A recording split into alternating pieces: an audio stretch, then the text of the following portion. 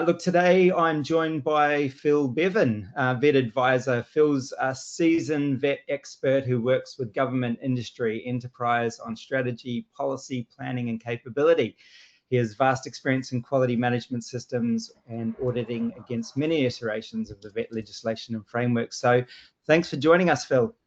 Pleasure, Scott. Thanks for inviting me. Very grateful to be able to come along and talk about a topic that is one of my favourite topics, I've got to say, as sad as that might sound. It is actually mine too. So there we go. I think it should be a good session. So yeah, guys, today we're going to be taking a deep dive into RPL and assessment systems. Like Phill and I said, it's a hot topic for both of us. We're going to explore common errors many RTOs continue to make and how to avoid the critical risks associated with not having a fit-for-purpose assessment system. So just some housekeeping though. We are going to be recording this session, so for those who weren't able to make it, we will be sending that out to anyone that's registered. We will also be providing everyone with a PD certificate that's here in attendance today, so you'll be also receiving that on email after the event. Harmony, when does that normally go out? Is that straight after, or? Typically is a couple days later. Couple of days, yeah. So look out for that over the next couple of days, and make sure you file that with your either your PD matrix or wherever you keep that. And other than that, we will be having a Q&A session at the end. So, but please, if anything comes up, if you've got any questions or queries along the way, there's a little questions bubble at the top. Open up that questions panel and log your questions as you think of them. If we see any pop up that are really pertinent, we'll try and address them as we go, but there will be a Q&A session at the end as well, and Harmony will help us out in facilitating that. So other than that, I think we can get started. So yeah, first of all, though, I would like to acknowledge the traditional custodians of the lands and waterways throughout Australia. I pay my respect to elders past, present and emerging, and all Aboriginal and Torres Strait Islander peoples in this session today. Let's take a look at what we're going to be covering in the next 90 minutes. So yeah, obviously we're going to be looking at the heart of assessment, which is our principles of assessment and rules of evidence, and unpacking some of the significant changes in the new standards as well. We're going to be looking at defensible tools and design, and how you can develop your assessment tools to ensure that they're fit for purpose and will stand up at audit. We'll be looking at some of the high-risk areas that ASQA is focusing on. We're going to take a deep dive into RPL. Obviously, RPL is a big focus for ASQA in the year ahead. So we're going to take a deep dive into that and look at the risks associated with RPL. Quality controls that you can embed within your systems to ensure that you're mitigating risk. And yeah, we'll be looking at an audit test that you can do. Just some questions to take away and have a look at after the session. So many of you may be surprised to know that poor quality assessment is still one of the greatest issues in VET. At ASQA's latest round of workshops, they provided these top areas of concerns, poor quality assessment being the top concern, seen 76% of the time.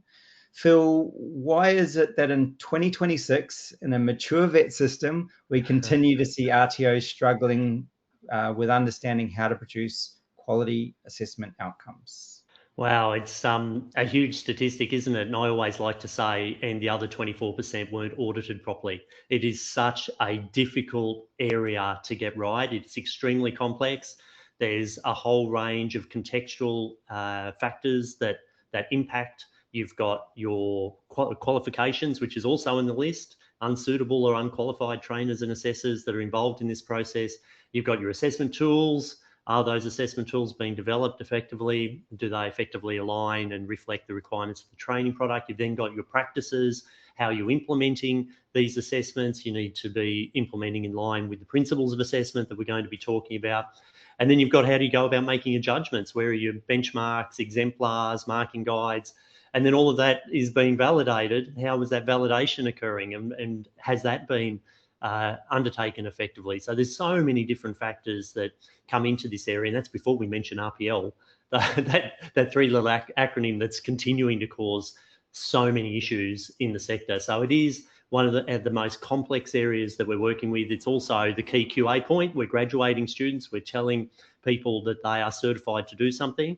So it's a critical quality assurance point as well. So all of those things make it a very, very difficult challenge for providers to make sure that they're on point. Having said that, to your point, Scott, this has been a top non-compliance forever.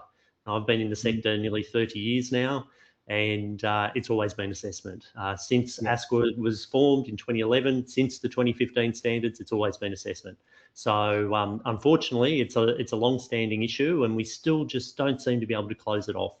We don't seem to be able to crack it, and it doesn't seem to be getting better. Which I guess you think over that period of time we would see an improvement, but I don't know whether the regulation is getting harder or RTOs just are getting just not getting it.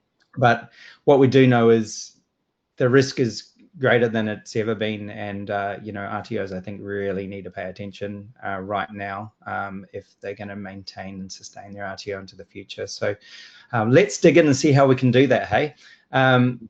So yeah, we're going to kick off by looking at the principles of assessment and the rules of evidence. Obviously, these sit at the heart of the assessment framework for VET, and obviously understanding these is really vital to ensuring that your assessment system is fit for purpose.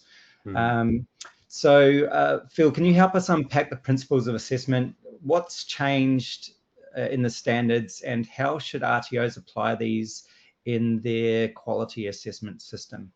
That's a great question, and it's a really important way for us to start this session, I think, is to unpack and understand what the 2025 standards require, because it is quite different to what the standards for RTOs 2015 required. And it's something that we're sort of 10 months in, and it's something that I'm seeing over and over and over with vet providers and particularly with assessors, that they don't understand what changed on the 1st of July 2025. So I think it's really valuable for us just to take 10 minutes. We're going to deep dive into what these terms mean. So a little bit of pain, perhaps. Hopefully it's enlightening for you, but it's really, really important that we understand what the changes were, because there is some more flexibility, but those changes also include some little roadblocks, some traps for providers to fall into. I think the starting point that, again, so many people in the sector haven't really understood is that the very definition for competency was repealed on the 1st of July 2025. So for decades, we've been talking about consistent application of the skills and knowledge required in the workplace, the ability to transfer and apply to new situations and environments. All of that's gone. The very definition of competency was repealed. You no longer require consistent application. You no longer require a workplace. I'm going to talk about that in a minute as well. 99% do, but there is now the situation where there might not be a workplace. And you also don't need to demonstrate transfer and apply, and you also don't need to demonstrate new situations and environments. With the caveat, unless the training product says so, unless the unit of competency says so. So that definition of competency is gone. And then the definition for assessment was also changed. So in the prior standards assessment, we're collecting evidence to determine performance to the requirements in the workplace. The word workplace is gone. Now, assessment, collecting evidence to determine competency to the training product. What does the training product say? And again, this is really, really critically important, because some of those more onerous obligations have disappeared, and it's whatever the Jobs and Skills Council with their industry says what competency is. And I'll give you some examples here that that we need to just highlight it a little bit as we come into the principles. Very, very important. Aligned with this also, we've got the second unit of competency model. So we've got the application for skills and knowledge model. And for the first time, those new units of competency won't have elements and performance criteria for the first time in 30 years. Those new units of competency can be written to reflect a non-workplace environment. So, for example, you could be looking at personal skills or community skills and knowledge rather than industry workplace skills and knowledge. There's an option there, the way the Jobs and Skills Councils, and they can even include proficiency grading. And we've seen the first drafts come out where we've got grading in units of competency for the first time in 3 decades. So it is a brave new world. And as I'm spending a little bit of time on it, because again, I'm seeing VET providers 10 months in, assessors not understanding what's actually happened. From a training product perspective, we've now got many, many training products that require one performance. So I'll give you some examples here. If you're in defence, explosives testing. If you're in police, managing people in custody. If you're in security, doing explosives testing at the airport, doing the wanding at the airport. If you're in furniture removal, if you're in water treatment, water industry operations, all of those training packages have recently been released with units of competency that require a student to do it once. You see one satisfactory performance, you can deem them competent. So again, very, very important that we understand these changes. Not all training packages are doing that. Some Jobs and Skills Councils still require 2 or more, 3 or more, 4 or more. But we are at that minimum level now that's allowed within the requirements. And that brings me to the 4 principles. It's important to set the scene to understand this, because the 4 principles have been rewritten to support that change. So for example, we'll kick off here with fairness. Fairness used to say we have to consider learners' needs. So considering, and I should mention here, when I'm giving you definitions, I'm using the Macquarie Dictionary definitions because these terms aren't defined in our regulatory framework. You won't find the word accommodate defined in the 2025 standards for RTOs. Where you will find it is in the Macquarie Dictionary, and that's the dictionary used by all Australian government departments and also by the Australian courts. So if you do end up, unfortunately, hopefully not, in the Administrative Review Tribunal, you're going to want to be making sure you're using the correct definitions for these terms. So we used to, in fairness, have the term consider. We need to consider, we need to think about what the student needs. Now, in the 2025 standards, we must accommodate, we must supply what the student needs. We must adapt our assessment to what the student needs. So we've lifted that expectation to be more forceful, putting more onus on providers to make sure that assessment is giving students what they need in order to be successful. When it comes to flexibility, some really interesting changes here. Firstly, I want to pull up the word reflection was taken out. We needed to reflect student needs. Again, that's been removed. Similar change because we want to be more forceful. And this time we're saying from 2025 standards, the assessment must be appropriate. Appropriate, what does that mean? It must be suitable. It must be fit for purpose for what you're doing. So much stronger expectation on providers. And we've got these 3 contexts here, and just look at them. This is just so critical. And this is one of the big secrets to what's going wrong in assessment. Firstly, the training product. What does the training product say? If the training product says 1, it's 1 performance. If the training product says 4, it's 4 performances. So what does the training product specify? Just using that performance evidence example. So that's the first part. The second part is the student. So what does the student require? What are the needs that we must accommodate? Well, how do we make it appropriate, fit for purpose for that student? Training product is first. We can't undermine anything in that training product. That's the industry standard or the competency standard. But we also have to then reflect the student. And the third one, most critical, I'd suggest, where things are going wrong is the context. How is the VET provider delivering this assessment? Is it on a work site? Is it on campus? Is it online? And what assessment methods are you using as part of that context? So you've got to understand, what does the training product require? Accommodate that. What does the student need? Accommodate that, making sure that that's in line with the training product. And then your delivery mode needs to be fit for purpose, be suitable to achieve that assessment. And again, you can see at the bottom of the definition of flexibility there, the relevance. What you're doing must be connected. It must be to the purpose of the training product. So again, that definition of competency is gone. I keep saying it over and over. Whatever the training product says is what you have to do. We're getting to the rules of evidence in a little while, and it will come out just so how so important that is. When we think about validity, again, a big rewrite. Remember, it used to say similar situations. That plural is gone. We don't need to do that anymore. That old definition of competency is gone. How we used to integrate things, gone. What we need to do now is, again, make sure that we've got those practical application components, but in a practical setting. See the one there? The plural's gone. So we only, in the first instance, have to do it once. But it has to be relevant, connected to the purpose of the training product. So it's in a practical setting according to the training product. What does the training product say? Is it a simulated environment? What does that require? And then how many performances, using, again, that performance evidence. And we need to demonstrate that. It's our obligation as a provider. Demonstrate, we have to prove it. We have to show, we have to evidence our reasoning. We have to prove how we're making sure that this is relevant to the training product.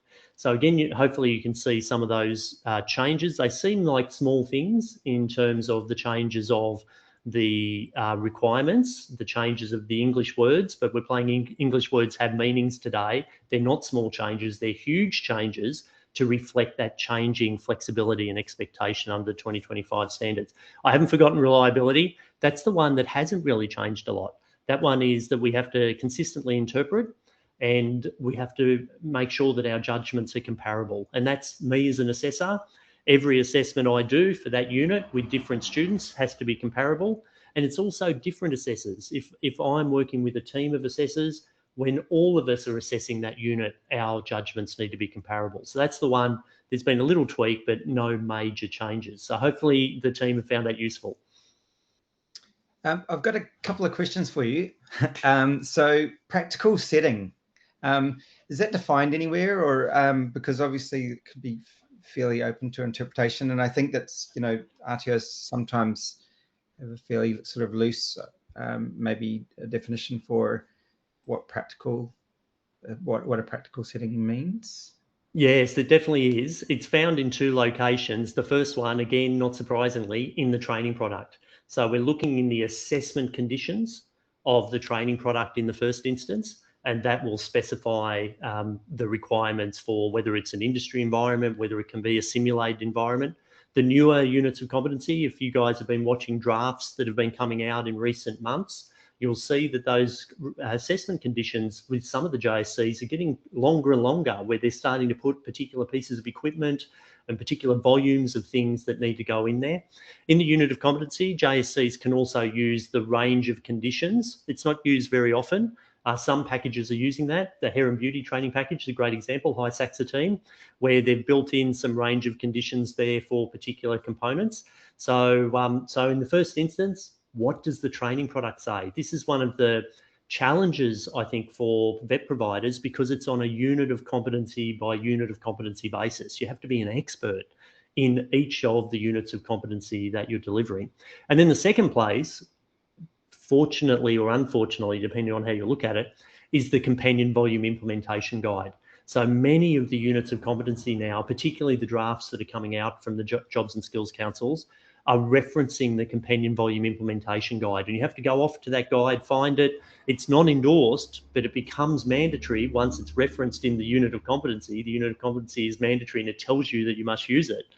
And that companion volume implementation guide often has lists for things like the health and safety requirements, the legislative requirements, and again, particularly work placement requirements around that practical setting, and also simulated environments and what you need to have in place. So apologies, I know this is a long answer, but this is demonstrating just how complex. There's flexibility there now, a little bit more flexibility, but just how complex it can be to understand that full assessment context. One must reference the other. Yeah, I think that's really important.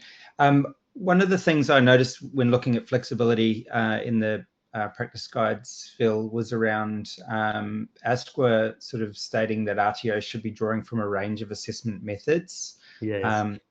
To find the appropriate context, and the assessment requirements are individual to the student. So what does that look like in practice? Because obviously, you know, that could be quite, you know, quite a challenge for RTOs to be adapting their assessment methods to each student? Yeah, it's an interesting one. There's a couple of comments there that I'd make, and just stating openly, ASQA makes mistakes, and there's lots of examples of that. And funnily enough, I've got a session coming up on Friday this week where we're talking about the top 3 or 4 guidance mistakes that ASQA's made over the years. And when I'm saying that, I'm not saying that's Phil's view. I'm saying ASQA has admitted that they've made mistakes in their guidance over the years. And I think the practice guide in this area, in the first instance, that is a sort of a semi-mistake, because the range of assessment methods has been removed from the 2025 standards in the first instance. So the guidance there isn't reflecting the legislative instrument. Having said that, in fairness, it is reflecting the practice. Most units of competency do require multiple assessment methods, because, just simply, as we know, we've got the knowledge evidence and we've got the performance evidence. Knowledge evidence is explicitly assessed differently to performance evidence. So there is the expectation there for a range of assessment methods in most, if not all, units of competency currently. We'll wait and see what comes out in future with new units of competency as they're endorsed. And when it comes to the student, it's that broad mix. So we do need to have our assessment methods accommodating the student's needs, but that is subject to the training product. So we can't do anything for any changes to what we're doing in the assessment for students. For example, reasonable adjustments. An adjustment for a student living with a disability, an adjustment wouldn't be reasonable if it undermined what the training product required. So the training product is still paramount, and then we've got to build in, what does this individual student need? Is there reasonable adjustments if they're living with a disability? Are they at work? Do they need a workplace-based delivery? Are they studying online? How do we support a practical setting in an online environment? And then we come to, we're starting to apply our context, that third component. Our delivery mode has to be appropriate to support all of those components. Another question around validity, and this is probably just again a bit more practical application of that, in terms of sorry, it's about around reliability. Sorry, around model answers, and whether, like, I know when I look at a lot of assessments produced by RTOs, a lot of short answer questions, the assessor guide has a model answer and nothing else. And do you think that would meet the rule for reliability? No, definitely not. So it is an expectation that you have really robust guidance for assessors. You can't have assessors going off track. And I think I've been off reservation, so to speak.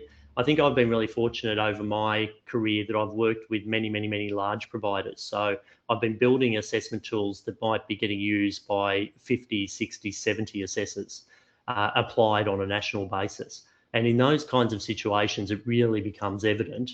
It has to be 100%. It has to be extremely clear what for example, with knowledge evidence, what the benchmark answer is. There can't be any may include but not limited to language where assessors can start making up their own correct answers. You can't have that. It's got to be black and white what the correct answer is. And that's part question design, and then it's also part answer design to make sure that that is effective. When it comes to things like observations, you really need to have that evaluative criteria in place. So it's not just we've got a checklist here. We all know we can't just be repeating performance criteria as was happening sort of 20 odd years ago. You must interpret what is required, build it for the task, and then have that evaluative criteria that is very objective, that all assessors are following. And when it comes to product-based evidence, things like documentation, for example, that the candidate, the student might be producing, again, you need to have those benchmark answers. If they have to fill in a hazard report, you have that exemplar. What does a complete and accurate hazard report look like? So there's very strong guidance for assessors. That's really a starting point if you want to have any opportunity to evidence reliability, because if you've got that level of assessment tools, you've then got the challenge of getting 50, 60, 70 assessors to use them, to follow them. So it's a double-edged sword, isn't it? We can have our documentation in place, but our practices don't follow it. So we have to support our team with really, really robust documentation. Assessment tools is no different. And then we need to be supporting, training, mentoring, performance, managing our personnel to make sure that they follow that documentation as they're required to. Yeah, and I think that's where obviously validation is a good catch for obviously ensuring that your assessors are following those processes, which is a critical evaluation stage. So did you want to move on to rules of evidence, Phil? Or? Yeah, definitely. Again, guys, my apologies. We're spending a little bit of time on definitions here, but it's just so critical because this is where it's going wrong. There's been these huge changes, and very important that we understand the language changes and what they mean in practice. And the first one is authenticity, and we all love talking about this in the age of AI. Firstly, what does assured mean?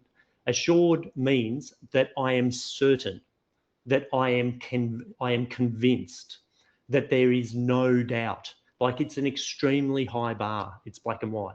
So when we say assured, you must be certain that this is the student's work. And the change that's been made that I really like is previously we had to be assured that it's the student's own work. Now, the student's own work sort of becomes very confusing when you think about things like AI. When we say own work, if in past years, if we had our mum do it for us or our brother helped us do it or whatever the case is, it's pretty easy to see that that's not our own work.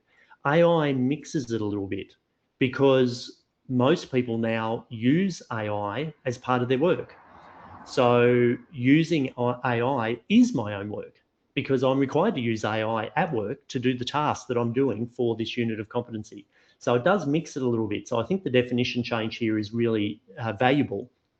It has to be original and it has to be genuine. So firstly, original, it needs to belong to the person. So whatever's being handed in is what you did, including if you used AI. So it belongs to you. This evidence belongs to you. You didn't use a cheating service. You didn't get someone else to do it for you. You didn't copy someone else's work. It actually belongs to you, including if you used AI. And then secondly, it's genuine. It's real or it's true. So what you're doing is you're highlighting how you implemented this assessment, how you produced this work, including how you used AI for it, if you're allowed to use AI for it. And it's a really big item here now. I know we're all talking about this with academic integrity. We have to be really, really clear. We'll get to some big tips later on, but we have to be really clear. Can you use AI or not? And secondly, how can you use AI if you are allowed to use AI? And then the student being very clear when they hand in the assessment with whatever evidence they need to provide, how it is they used AI. And there might be some things where you say, look, this is a practical task. There really isn't any AI. If we're talking about prepare espresso coffee, there's probably not a lot of AI being used in the assessment. He says Maybe. He sips his coffee. Maybe just that last drag, get the caffeine in there. Maybe we need to be careful of knowledge assessments there, but the practical, like there's not too many baristas using AI as they're making coffee. If we're talking about developing a marketing plan, every student would be using AI because every person in the real world who's developing a marketing plan would be using AI. So it's about how are we using AI to support us in the development of our marketing plan. Remembering again, guys, as per Australian government guidance, the National AI Centre, there's multiple levels of AI use. We've got AI assisted. So the AI has assisted us. That's what we'd normally be seeing in assessment as a starting point. Then we've got AI enhanced, which is a higher level.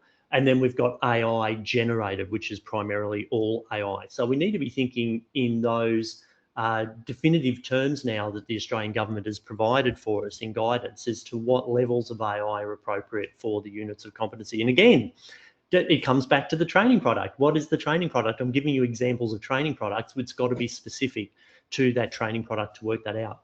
When we then get to currency, the world blows up because this is the next one. Can I just stop you there, Phil, because I think that's an interesting point, and I think we should unpack that a little bit more, because obviously a lot of the training packages that we're working with are is 5 to 10 years old. There's been very little development on training packages. And obviously industry hasn't stopped. It's been shifting, dramatically. So, the disparity between the two is pretty massive. And I guess that's where your industry consultation comes in, right? Like that being able to connect what's happening now in industry with what the training package says, so you can join the dots and I guess defend whatever assessment practice you have if you're incorporating AI into your, to being allowable within the assessment context. Is that how you would sort of work with that? That's a huge point. It's obviously contextual to the training product, but absolutely, if you think about soft skill, white collar kinds of units, they often say use software applications or use, internet enabled devices. So they're already sort of capturing, even though they might have been written 10 years ago, that captures AI because it's on those devices. So in some cases, the units of competency are easily adjusted for AI. In other cases, they aren't, if the actual unit of competency is specifying things that have changed. And industry engagement, as you say, is the absolute key. We are already obligated to be doing this ongoing industry engagement. And if industry is telling us that we're now using AI to help us with developing marketing plans, that needs to be in our course. And if it's not in our course, then we've got an issue around our industry relevance for outcome standard 1.1 and also for stakeholder engagement with outcome standard 1.2. So we're already obligated to understand how AI is impacting the training products, the units of competency we're delivering. And then obviously when the Jobs and Skills Councils do updates, and FSO is doing a huge project at the moment around digital and AI skills, then we're going to see AI more readily described in those units of competency. So yeah, and then the next part, I guess, on that authenticity piece is being able to define what was AI and what was the students, and having robust processes to be able to, I guess, reliably say that the bits that the student needed to do without AI, they did. Yeah. Yes, and it is really challenging. And one of the big answers, firstly, is avoid the challenge. So, for example, if you're doing verbal assessment, live verbal interview, or if you're doing, live observation, there is no AI, or you could see if it was being used because you're watching what's going on. So there's some ways to avoid the issue completely. And then when it comes into more document-based tasks, often it's about the process. So we can be talking about, okay, give us examples of the prompts that you used. Give us examples of the initial output. Give us examples of the changes that you made. How did you contextualize it for the particular project? Because one thing that we know, while AI is very, very good at information and analysis, one thing that it's still not very good at is context. So, we're having all these conversations about you're not a prompt engineer, you're a context engineer. If you don't tell the AI effectively what your context is, the output that you get doesn't match your context. So getting students to be thinking about that process and then providing the examples of the process they used is a really good way for assessors to see, how they went along. And ultimately, that's what we're talking about. If we're talking about developing a marketing plan, we're not expecting you to sit down with a pencil and a sheet of paper and start from scratch. You're going to know what a marketing plan is. You're going to have templates. You're going to understand what should be in it. You're going to be using computer applications, various computer applications. You're going to be accessing data and analysing data to help you understand. You're going to be accessing maybe marketing campaigns, social media, etc. There's all of these other tools you're already using to help you bring information together. And AI is just another tool that is helping you do that analysis and get the best possible outcome for your marketing plan using that example. And I think the human side of assessment is where we can, really nail that authenticity, and having those discussions with students post-assessment to ensure that what they've produced is actually something that they're actively engaged in and understand and can explain it. Because, I think that's a true measure of authenticity. And as long as we're capturing that evidence, I think that's going to stand up pretty well under scrutiny. So RTOs definitely need to be ensuring that really taken I think a deep, hard look at authenticity, because again, I think it's high. Well, it definitely is on the high criteria list for ASQA right now. So awesome. And okay, so sorry to stop you there, but I think it is a big one right at the moment. And yes, let's jump into currency. It's also quite an interesting one. It sure is. And I can talk about these for hours. Like I've run courses on authenticity that go for like 2 hours just on that topic. So please cut me short as we go along, because these are quite complex areas, and these are the big hot button issues where we're seeing with that risk around non-compliance. ASQA was talking about this all the time, of course. With currency, I was hoping for a solution in the 2025 standards in the first instance, but we didn't get it. Currency means current. Currency means current. It didn't help us that you can't define a term with the same term. So I'll come to what current means in a minute, but let me cover the first two additions there. Currency used to mean, in the previous definition, the present or the very recent past. And then people would be questioning, well, what does the very recent past mean? Yeah. So again, we've got that subjective nature. I'll answer that subjective nature in a moment. But let me talk about the new definition. Firstly, document, and secondly, demonstrate. Document, the assessor, you're the one applying the rules. Hi, all of us qualified assessors, we're the ones applying the rules. We are required to document. What does document mean? We have to prove it. We have to evidence how we've done this. So we've got a very high obligation on us as an assessor in the first instance. And demonstrate, we have to prove how we've done that. So we're documenting it with evidence, with the records, with the proof, and we have to have that proof. We have to be able to demonstrate with reasoning how we have made the decision this is current. Again, these are not my terms. I'm giving you the official definitions from the Quarry Dictionary that will be used if you ever end up in federal court. So it's on us as assessors to be able to do that. Now let's come back to current. The definition is the time passing right now, the current month. So currency is this month. Anything that goes beyond this month in terms of evidence you're collecting, you've got an issue with currency that you need to really carefully think through. And often people will say to me, oh, Phil, that's ridiculous. Like, things don't change in a month. Well, I'll give you a month, February 2020. We know what changed infection control in 1 month. I'll give you another month, November 2022.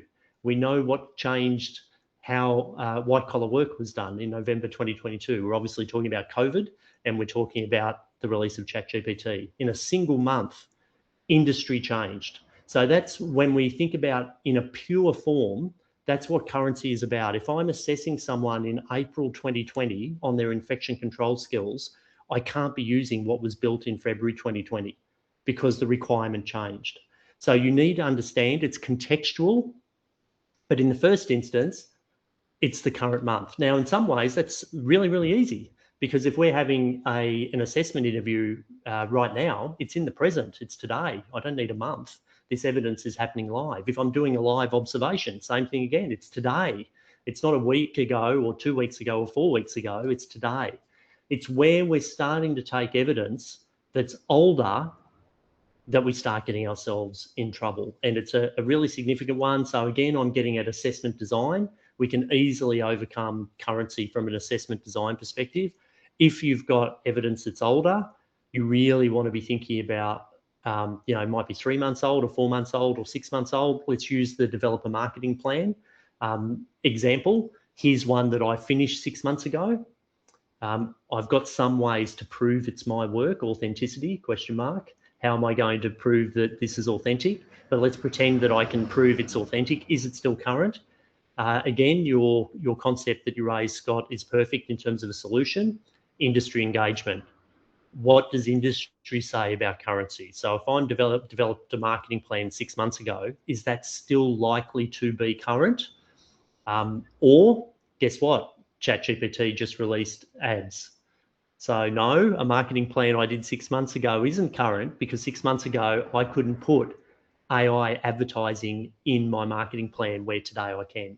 So we're talking about currencies in terms of what's going on in the industry. And again, according to the training product, the specific unit of competency you're assessing. It's on a unit by unit by unit basis. So that you can see the simplicity in some respects, but the complexity, why it's so easy for RTOs to go wrong, because they're not really tackling these challenges on that training product by training product basis. Yeah, and look, and I think the currency thing, again, aligns, right, like you said, right back to industry and keeping your industry currency up, because that's how you're going to be able to apply that back to your training and assessment strategies, and obviously your assessment tools, and defending what is current and whether those tools are still fit for purpose right now. I don't think we've ever been in a more challenging time to remain current. I know that I struggle every day, like the shifts that happen in across, everything that we do across multiple organizations that I'm a CEO for. It's a struggle for staff to keep up. So how do we maintain currency with the training packages that we've delivered? And I think that's a big challenge for every RTO. And I think you need to be looking at your strategy, and maybe reassessing whether that once a year industry engagement that used to, get you across the line at audit, under the 2015 standards, is that still fit for purpose? And I don't think that you'll be able to defend that. So I think if you take something away from that, today I'd definitely be looking at how you can defend the currency of the training that you deliver in this age that we live in right now. So I think it's very important. And what about validity, Phil? What are some takeaways there? Just a couple of quick ones there, Scott. I agree completely. I think you've got a whole other webinar, I'm sure, coming up on that industry currency. What we used to do is not cutting. There's some more flexibility there, but it doesn't cut the mustard. Huge area. Just a couple of quick ones that I'll just rapid fire a couple of questions I've just spotted in there just before we move on. Great to see you, Michelle. How do you feel about credit transfer? Michelle knows that's a hot button for me, so I appreciate you asking the question. I'm just going to bat it. Credit transfer is administrative. It's not assessment, so I'm going to leave that one alone. I know why you asked that, Michelle. She knows the answer to that. It's tricky. Tony's asking here, how does currency impact RPL, which may be 3 years old? The answer is you're not allowed to use anything 3 years old. So I'm a qualified auditor. I've been certified with the international body. I've done over 500 internal and external audits, and that includes audits for a national regulator, and I've done audits both in Australia and offshore. The reason I'm sharing that is I have never seen compliant evidence that's 3 years old. So if you're trying to use anything that's 3 years old, it's just straightforward. I can run a truck through it. It's just not compliant. It's at risk of non-compliance when your regulator turns up. Just the last one there I wanted to answer quickly, Fikri. What if the training product is not current? Sometimes it's how you look at it. Are you actually interpreting the training product the correct way? If there is a genuine issue with the training product, as Scott mentioned before, industry engagement, and start off with the Jobs and Skills Council. We tend to forget Jobs and Skills Councils are industry bodies. So when we're talking with or sharing information or reading information from Jobs and Skills Councils, we're actually undertaking industry engagement. So get the questions off to them, and hopefully they can help you with a bit of a view there as well.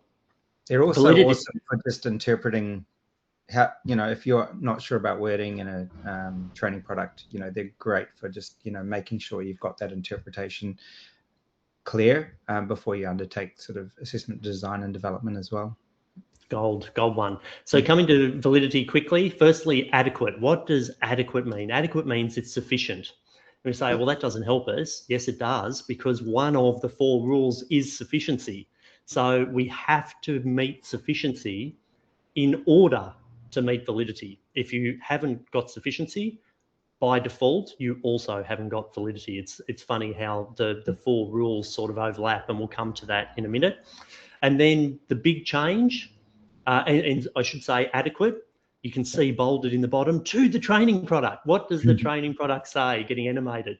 It's just been repeated over and over and over ad nauseum in the 2025 standards. You must do exactly what the unit of competency says. And if you don't like it, as an assessor, that's a real problem, because you're bound by Commonwealth law the standards for RTOs, it's a Commonwealth legislative instrument. You're bound by law to follow what the training product says. So very, very important, guys. If you don't like what your units of competency say, you need to get involved. You need to go and talk to your Jobs and Skills Council. You need to get involved in the drafts as the drafts are all coming out. I've seen some great drafts and I've seen some shockers. I think some of the Jobs and Skills Councils are doing an exceptional job. Like they might be surprised to hear that. I think they're doing a really, really good job in many cases. I've seen some really bad stuff as well. So if you think, for example, that you think about the number of deaths in custody that we continue to have in Australia, it remains a huge problem. Do you think it's appropriate that the police get to look after a person once and then get deemed competent? If I think about animal welfare, you're required to have 2 or more performances. So if it's a pet, you must do it at least twice. If it's a human being, you only have to do it once to be deemed competent. A great example that I'm using in my workshops in the last 12 months. It is crazy to think about what's happening in some of the, or on the flip side, if I'm running a police college and I want to graduate the students quickly and I feel that that's enough, I might celebrate that change. So again, it sort of depends on how you're approaching it.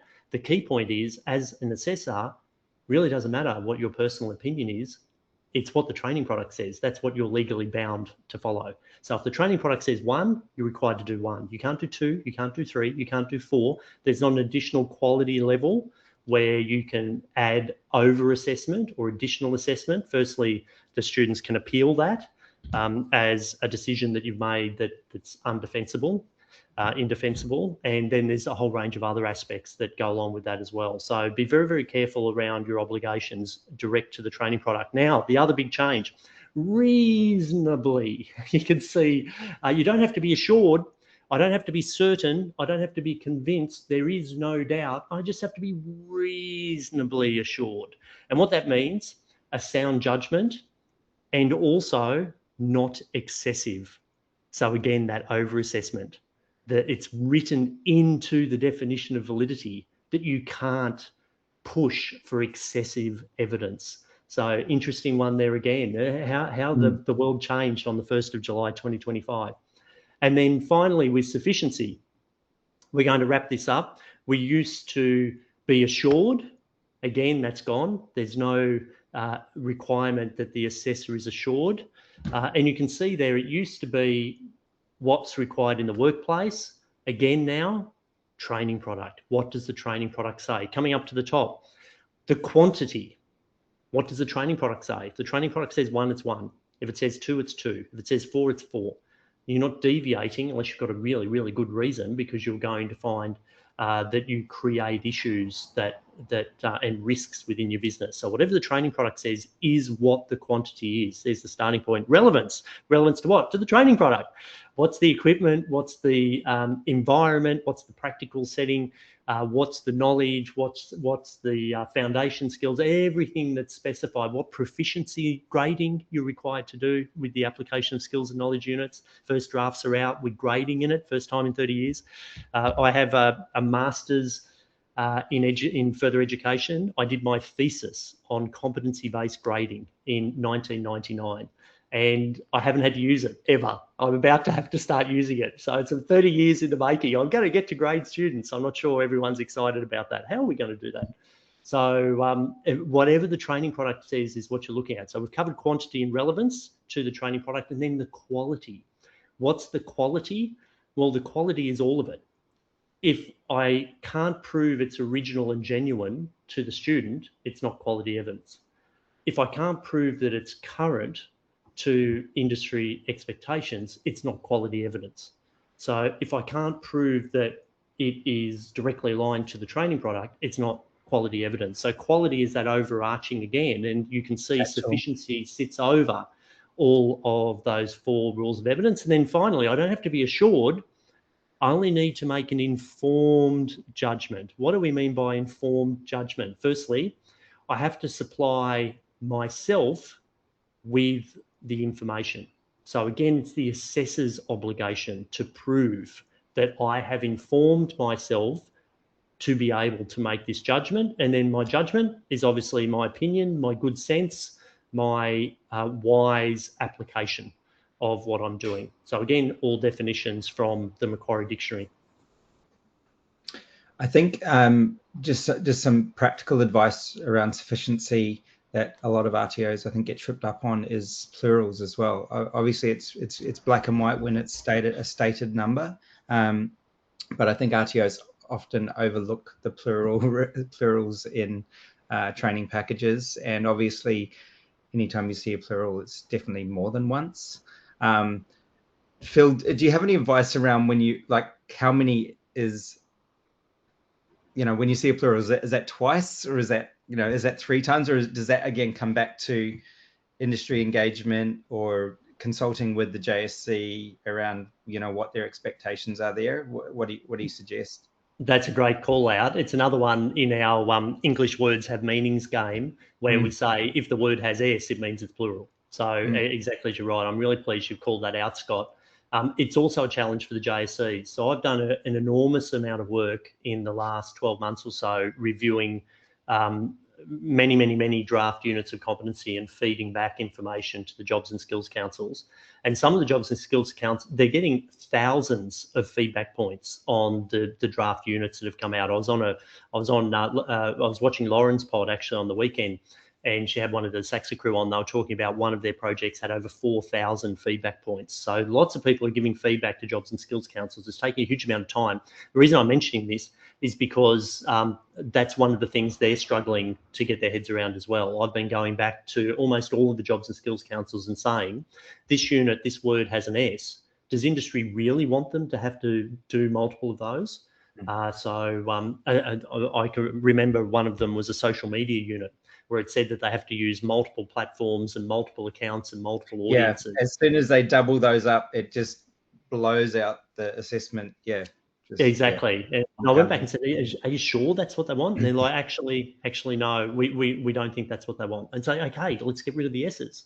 So again, so important to keep an eye out for it and to be supporting it before it hits our scope of registration. It's a bit late, guys, once it's on scope, because as Scott's saying, we then need to deliver it. S is 2, plural. And then, as you were indicating, what else does the training product say? So it might be that the training product then requires 3 or 4 or 5, depending on that context. But obviously plural is 2 to start with, and then it goes from there. And I'm hearing someone in my ear screaming, semantics and administrivia. If you've been in lots of ASQA audits, this is coming up every day of the week. It's all about this. It's all about understanding the words. It's not subjective. It's not subjective to say that an S means 2. It's just how English works. It's how the language works. So they're pretty easy ones to get tripped up on at audit. Okay, let's move things along. And look, interesting discussion. And I think, like you said, Phil, we could spend hours on principles of assessment and rules of evidence. Just tying it together, though, how do these fit together in the context of assessment? So the principles thanks for that. That's a great wrap up. The principles are how we need to do it in our practice. So they're helping us apply, how do we administer the assessment, if you like? How do we actually undertake the assessment in our practice? The rules are specifically what we need to see in the evidence in order to be able to accept that evidence and use it for our judgment. So it's very much the principles of that overarching, and then the rules are really digging into what we get. And clearly, we're talking about tools as well as practices and maybe RPL and validation as well.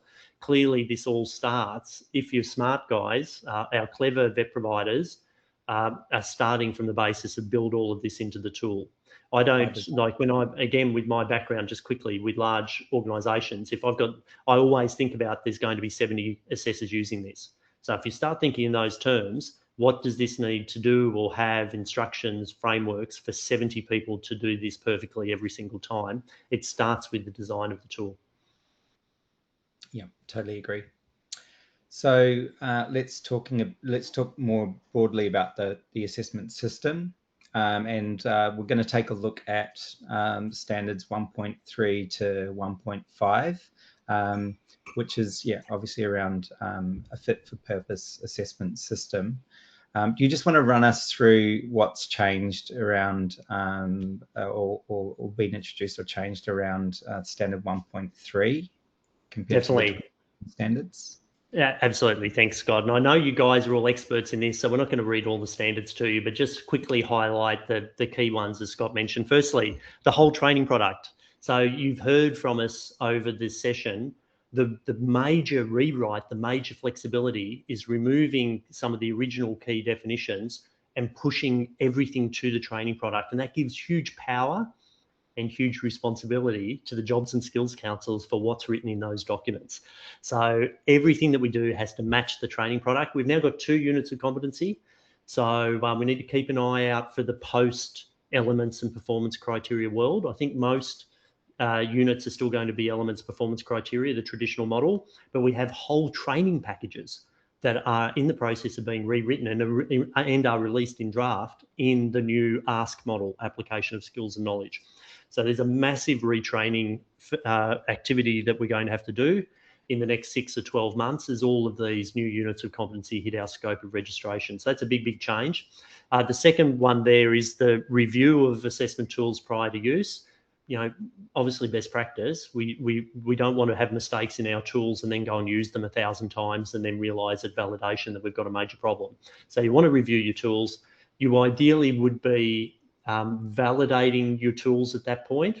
The definition for validation under the 2025 standards is a review. So it actually uses the term review. ASQA has said you don't need to validate your tools, and that's right. You can just review them, and you don't need to use validators, people who meet the requirements to be a validator. But any reputable consultant that you'll talk to will tell you that you should be validating at that point, because if you haven't validated, again, you're leaving risk in your business. Remember, outcome standard 4.3, we have to manage all risks. So just keep that in mind. And then we absolutely need to make changes. So you must have that evidence that there's been some kind of review or further validation of the tool before you use it, and that you've made some kind of changes to the tool as part of that activity, because we do need to have continuous improvement. And even if those changes often are benchmark answers, you'll send them out and the crew will come back and say, oh, actually, you need to add this answer, this answer, this answer. Oh, that's not right. This is right. More.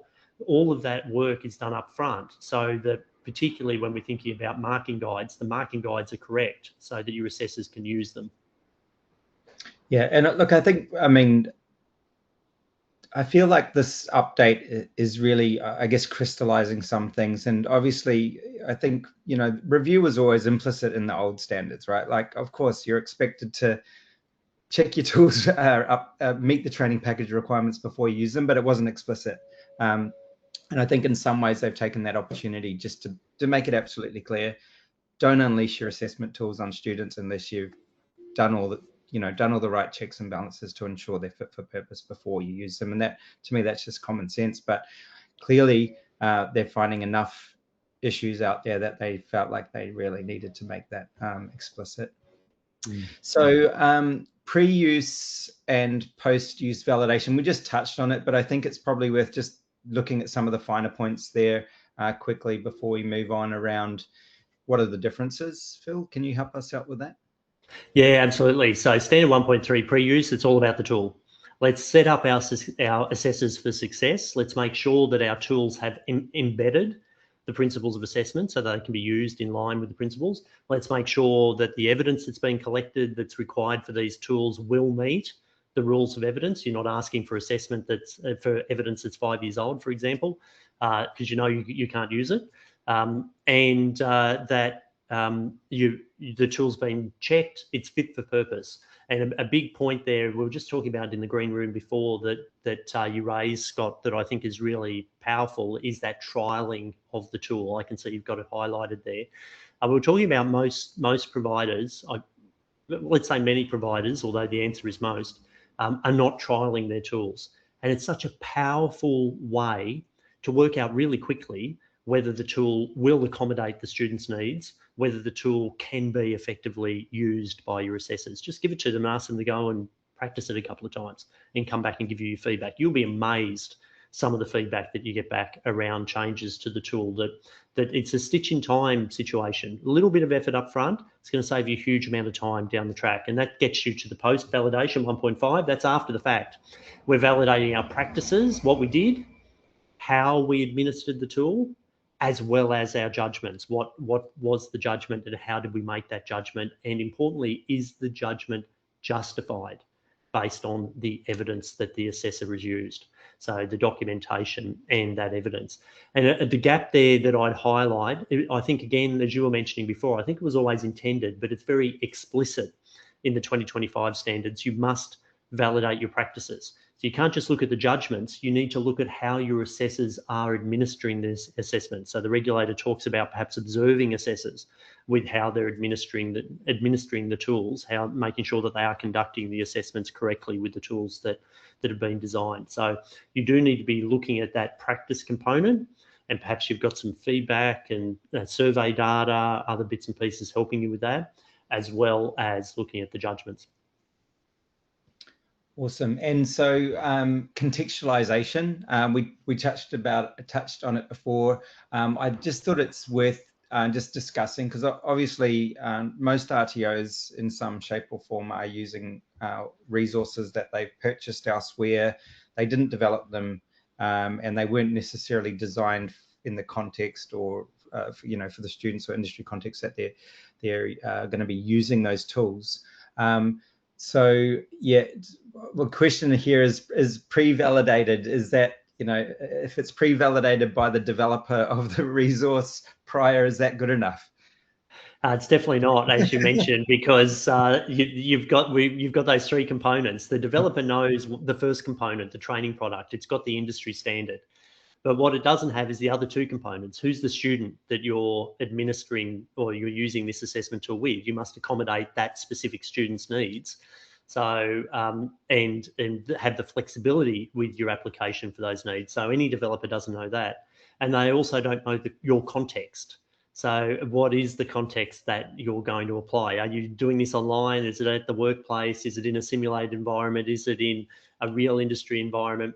Is it in Victoria or is it in New South Wales? The legislation is going to be different. So there's all of these contextual components to how you're delivering.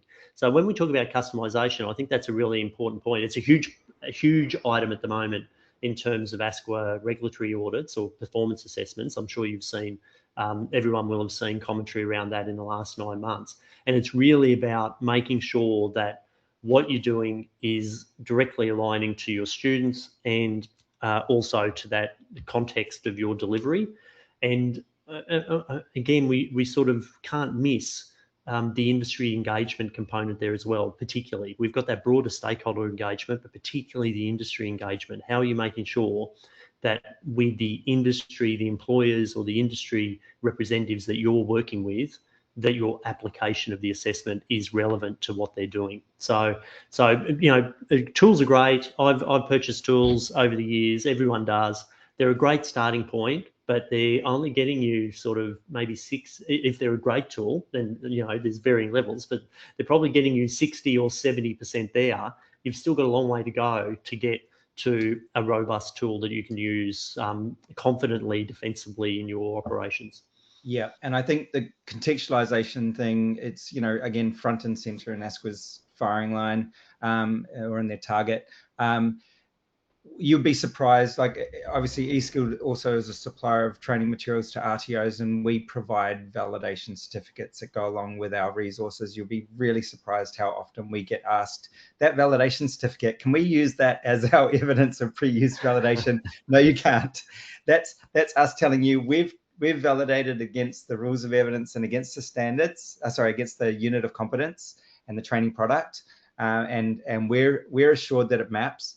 But you've got to take that and make it fit for purpose for your cohort, or your industry and your delivery mode. You can't take one assessment tool and deliver that same assessment tool online in a workplace and in a classroom. It's just not going to work. One assessment just can't do everything. So it really is important that you're contextualizing, and that it's all wrapped up in that pre-use. Do your validation prior to using it, and you'll discover that anyway, as long as you're doing that validation properly. in alignment with the principles of assessment that we discussed earlier and the rules of evidence. And, you know, that this all fits together for the perfect assessment system if you just follow the rules. Yeah. Validation, there's, you know, I think most RTOs are validating their assessment tools, Phil, but clearly they're still failing on assessment. So, you know, they're validating their assessment systems. They're still failing 76% of the time. Where are we going wrong in validation? Because to me, that's the risk mitigation. That's the control, right? For quality assessment is validation. So that is the one thing to me that if we were doing well, we could really be catching a lot of these issues and, you know, solving them before RTOs end up being shut down. Because let's face it, like the risk of getting this wrong is massive, right? And so that validation piece is the critical part in my mind that RTOs really have to focus on. What can they do better?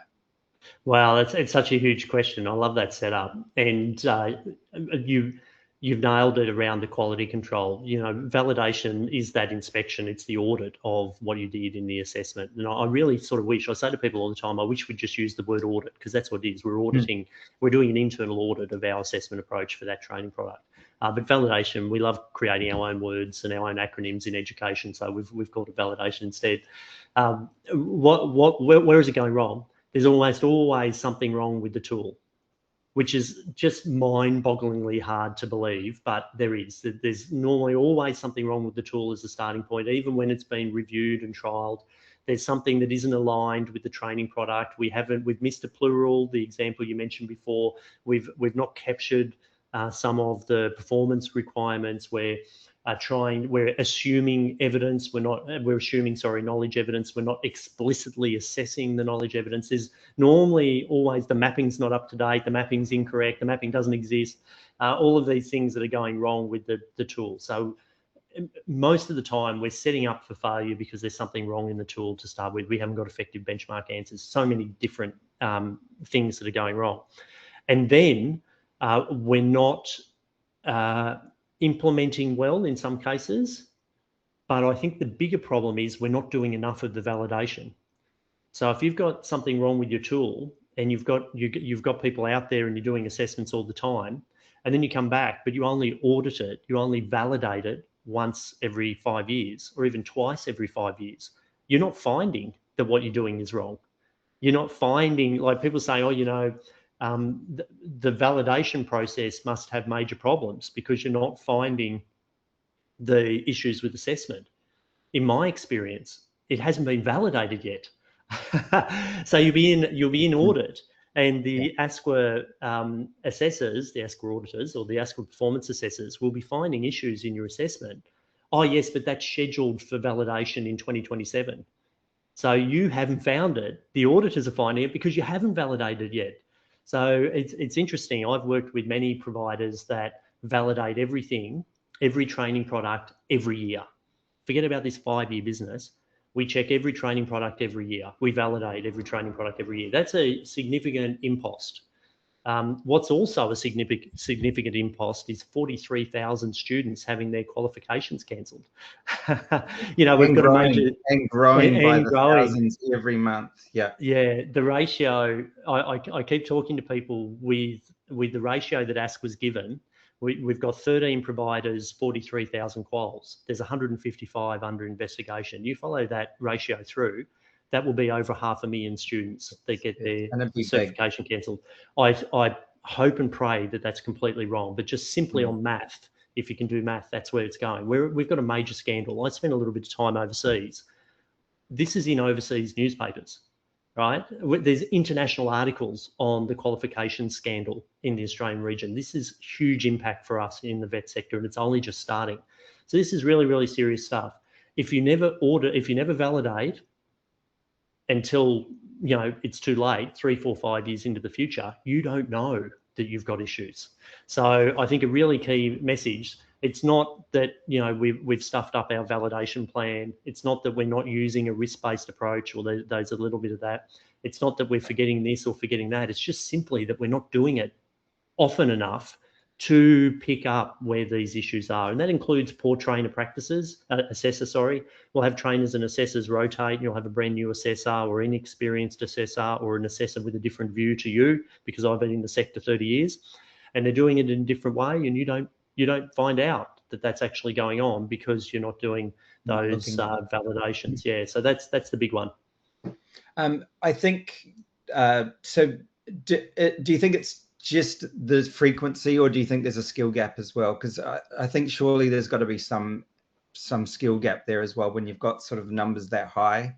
Yeah, to my mind, I feel like there must be some sort of skill gap in that validation process and understanding how to apply those principles and rules against the training product to really join the dots and understand what's required of that unit of competence. Yeah, well, it can't be an assessment tool capability gap, because we're all forced to do that assessment tools unit back in 16, 17. So we're all experts in that, aren't we? Yeah, there's definitely a challenge in that area. And then when it comes to validators, it's very similar to one of the first slides, unqualified trainers and assessors. We're also using unqualified validators. If you've got a Cert 4, you're qualified to participate. You're not qualified to lead. You're not qualified to set up the validation plan. You're not qualified to support and lead people who are actually doing the validation. You're qualified to just participate in it. So we have a history in our sector where we've got wonderful trainers and assessors who've got their Certificate 4, and then we ask them to do things that are beyond their capability, beyond their training, and they haven't had any CPD. Not these guys. Everyone on the call today is getting their CPD in. But well done to you guys. Yeah, we're preaching to the converted. So you're getting asked to do things that you're not qualified and experienced in, and then you don't do it overly as well as you might. And that's do you think that aligns to a lot of this PD piece that's been put into the governance requirements under RTOs, right? Governance for RTOs, where we need to look at where the limitations are, where the skill gaps are across our staff. If someone's participating in validation, you want to make sure that they're the best. Like, you want to make sure that they're on their game, because basically that is your number one risk mitigation strategy for ending up in, the tribunal or, suspension, cancellation. The consequence of getting that wrong is great. It's critical. And I'll give you a very, very quick a very quick red flag, an easy takeaway. You see the validation checklist, it's just tick, tick, tick, tick, tick, okay, tick, tick, tick, tick, tick, okay, tick, tick, tick, tick, tick, okay. When you're an auditor and you start looking at the validation records or reports or paperwork, whatever you're filling in, and all you're seeing is pages of ticks and no comments, straight away, these guys, they've not done this properly. They've not even looked at it properly. Okay, so we'll move on from validation, but I think most RTOs can do some work there to remove themselves from that 76% stat, I reckon. Assessment tools, looking at common issues. I think this one's a really important one because, obviously that's where a lot of the issues lie. Yeah, I think we've covered so many of these already, but just to quickly tick them off, in the top two there, you've got undermapping and overmapping. You need to cover the whole training product. The training product is king. Become best friends with your jobs and skills councils. Get involved in the technical committees. Get involved in the reviews, because whatever's written in that document is what competency is. And if you don't like it, you've still got to deliver it. So get involved in making sure that you're working with them. They've got a wicked challenge of making sure that they get the best possible outcome with training products. On the flip side, mapping every question to every item doesn't help either. It does need to be specific to the requirements. Need clear instructions. Everyone involved needs to know what they need to be doing. That includes AI. Every single assessment tool should have AI instructions for both the student and the assessor. If you don't have that now, then you've got a real challenge on your hands. We're way past that. There's a lot of assuming knowledge. Watching someone do something isn't a knowledge assessment. You have to explicitly assess knowledge. The only way you can do that is by asking them questions. You can choose your poison on how you want to do that, but you need to be asking questions and getting the answers there. You need great questions. The starting point of problems with questioning assessments, written assessment or interview assessment, is that the questions are poor. And when you've got poor questions, it encourages poor answers, and then that snowballs in terms of costs for the provider in reassessments, et cetera, et cetera. So again, it's another one, stitch in time. Spend a lot of time getting great questions and great benchmark answers. And then if the students are nailing those, you're saving an enormous amount of time in not having to reassess them. So a big one there. The marking guidance is one. You can't have assessors making up their own answers. Why? Reliability. End of discussion. They must be confirming whatever the tool says the answer is what the answer the student gave. And in some jurisdictions, as I'm sure you're aware, High Queensland, if you're a funded or subsidised provider, you've got to record the student's response verbatim. So it is very, very important, and that might be audio, very important that you're matching those two things together. The observation tool, as it says there, needs to have that evaluative criteria. So what are you looking for? If it says, use PPE correctly, what PPE? And how is it? What does use correctly mean? They've put it on correctly. They're using it in the task correctly. What task are they using it in? So there needs to be some component there, and all of it needs to be authentic. Authenticity is really easy in VET, but we don't want to do it that way. And that's watch them perform and interview their knowledge. There's no AI danger at all. That's done. But we don't want to do it that way for a whole range of reasons. I'll leave that with you guys on your risk appetites, but authenticity is really easy. We're the only ones. Schools are having a hard time. Universities are having a hard time. We've got the easy road. We just don't take the easy road for various reasons. An interesting just case study around technology, and we launched AI grading in our learning management system way back, probably 15 months ago now. When we first released that, we had a barrage of the initial clients that were trialing that coming back with all sorts of issues that AI was raising for them, right? Every time we looked at any single one of those issues, the issue was not AI. AI was doing a very good job of following instructions. It followed them verbatim, like an assessor should. The problem was two things. Obviously, the benchmarks were inadequate, or the assessors were not marking to the benchmark. So sometimes the issue was coming back. Oh, the assessor said, it's got it wrong because this is the correct answer, and we go back and well, have you looked at have you looked at what your benchmark says? Because we just looked at what your benchmark says that your assessor should be following, and it says this. So AI is doing its exact job, right? So technology can actually assist in this situation as well, and help you mitigate risk. So to me, like I realized, and we implemented that as an efficiency tool.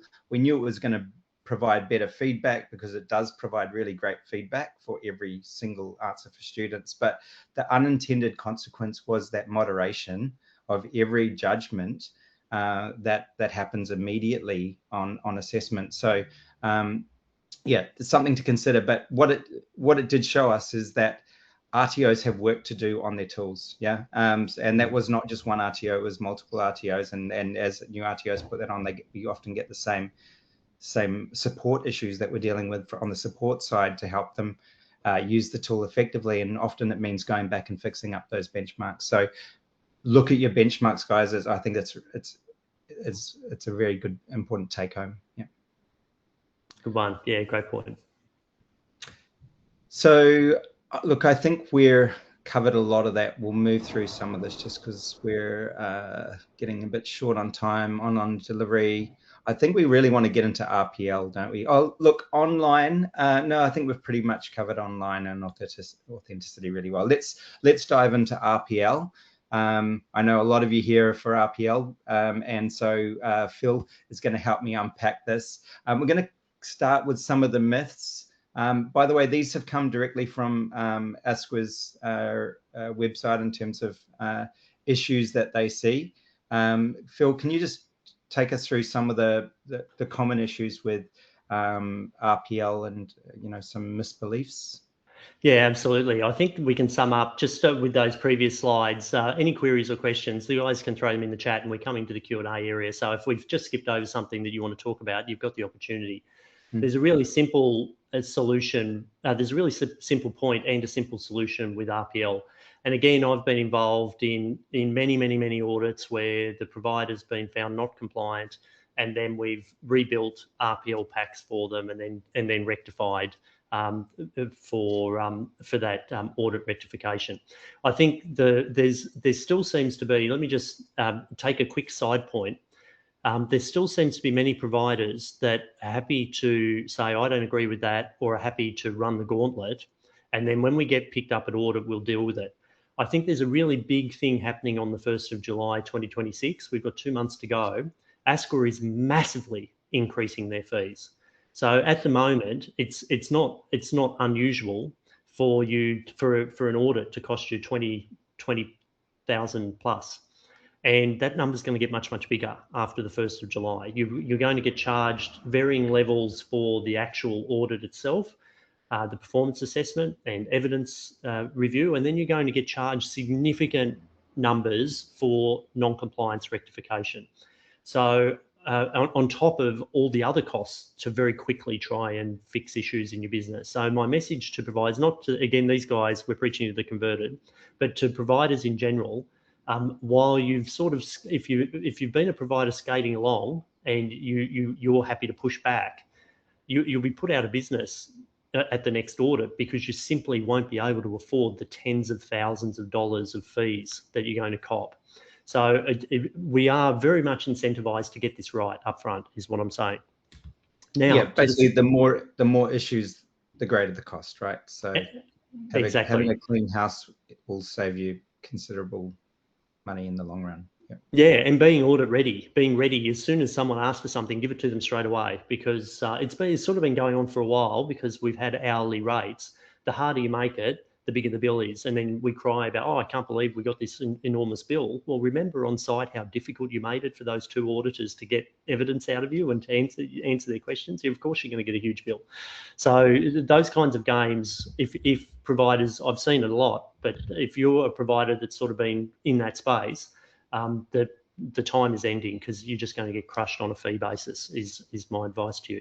Now, back to RPL. It's really simple. Task-based RPL process. The RPL process is the same as if they're doing the standard pathway. It's just as simple as that. It's the same unit of competency. It's the same knowledge evidence. It's the same performance evidence. People think recognition of prior learning means you don't have to do the assessment. I keep saying to people, it's not RPA.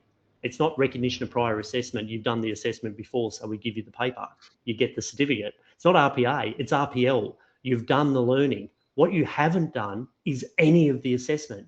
You still need to do the full assessment process. But that full assessment process is via RPL. You're taken straight to assessment because you've already done the learning. When you start to think about it in those terms, it becomes really simple. If you've got a unit of competency, develop a marketing plan, a standard student would answer 26 questions. What does the RPL student need to answer? 26 questions. They're the same 26 questions. The unit hasn't changed. It's only the context. The student answering the questions in the standard pathway might be answering them based on what they're doing right now. The student in the RPL pathway might be answering based on what they did last week or 2 weeks ago, or indeed what they're doing right now. So the regulators, multiple regulators, have been saying for years, for at least a decade, 2015 onwards, you need to have a task-based RPL process in place. Forget about the portfolios, because they're full of documents that are supplementary and don't meet currency and are difficult to authenticate and also don't demonstrate performance. Forget about the portfolios. They might be useful for you to give advice to students. Is RPL suitable for you? Let's get some documents together, have a look at your background. Yes, we think RPL will be suitable. Let's do a self-assessment. But you very quickly need to get into the formal assessment process, the same rigor as any other assessment process. There's the quote from the regulator. So where are the tasks? Sorry. In that example with the marketing plan, create me a marketing plan. Right? Create me a marketing plan, or give me one that you've completed in the last month, because that's currency. And then we've got to still work through the authenticity. How are we going to authenticate this? Because it was done prior to you enrolling. So we've got an authenticity issue. very, very simply, I'm about to do the marketing plan, or here's a case study, do a marketing plan, and then answer these questions. So it's a very, very similar assessment.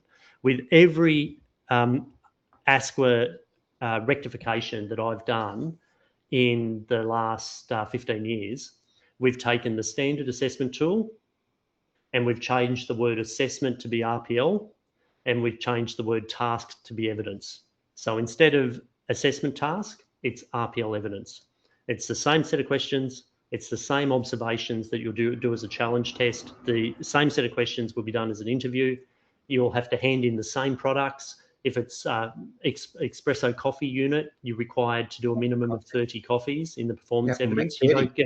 You don't get off in RPL. You don't have to not make 30. You still have to make the 30 coffees. So it's just the same thing. It's literally changing the instructions and the terminology and hand it in, rectification done. And guess what? It is so simple for the student to understand. You can really clearly communicate to both assessors and students, this is what the RPL requires, because you can give it to them complete, already mapped, the same as you do with a standard student. It's just so simple. They're just skipping the learning part, right? They've already done that. So because we're recognising their prior learning. We're not recognising their prior assessment because they haven't done assessment. It's an interesting acronym play on the acronym, isn't it? It is. So yeah, and obviously identifying the gaps, because there's often pretty much always gaps. I think it's really rare for anyone to tick all the boxes in a training product exactly. They might, but you know, typically there are gaps, and so obviously having a process for identifying those gaps, and obviously gap training and being able to show that, you know, you're implementing that process as well, I think is really important as well. Just a quick one there, Scott. Let me just mention, that's a really good point you made, just to throw in a records thing. If someone undertakes the RPL assessment and doesn't achieve it, they might have a couple of attempts.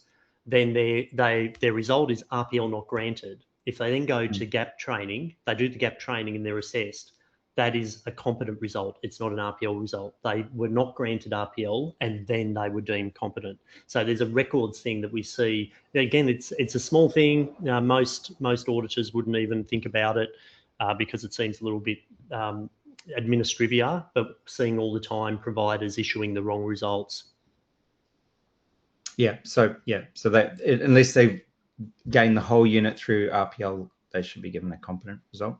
Yeah, I didn't know that, so I learned something today. Thanks, Phil. So yeah, look, RPL, it's front and square and center in ASQA's firing line. I think most RTOs will have an issue in this area, and if you don't, you're awesome, and keep doing what you're doing. But yeah, I definitely would be taking a look at how you're administering your your RPL. We're going to be sending out this slide deck to everyone. So we are short on time, and had to skip a few things, but you'll get the full deck in your email. In there is, on this slide, you'll see at the bottom a link to recognition of prior learning, the fact sheet from ASQA. Phil shared that with me earlier, and I've linked that into the presentation. It just has a case study that ASQA's provided that basically just gives you a really good case study for how you should be administering RPL, which I definitely reckon you want to look at. And looks like Phil's just shared that in the chat for you as well. Thanks, Phil. So definitely take a look at that. Phil, there's another, we were talking about another sort of information series that's going out. Is that through DOR around RPL? Is that right? Yeah, so I just dropped that in the chat as well. 2 quick comments. Yes, definitely look at the Real Skills Deserve Real Recognition campaign. That's brand new in the last couple of weeks. There's 2 fact sheets with students. A big shout out to fact sheets for students. The government's putting out all of these fact sheets. Why? Because they're expecting you to give them to students. So providers are saying to me, oh, do we have to use those? Well, the government put them out. They've called them a student fact sheet. You're a provider. What do you think? Yes, so make sure that you've got them on your website, that you're using them in your onboarding, that you might be including them in application packs, depending on what it is, referencing them in your student handbooks. It is an expectation that you're doing those things. And the second very, very quick thing, ASQA makes mistakes in its guidance. And as I mentioned I'm doing a session later this week with a couple of famous examples where they've done that. Their RPL guidance at the moment leaves a lot to be desired. So while you need to understand what the guidance is and the examples they're providing, the case study Scott mentioned is great, but some of the other communications in both of those packs are not ideal.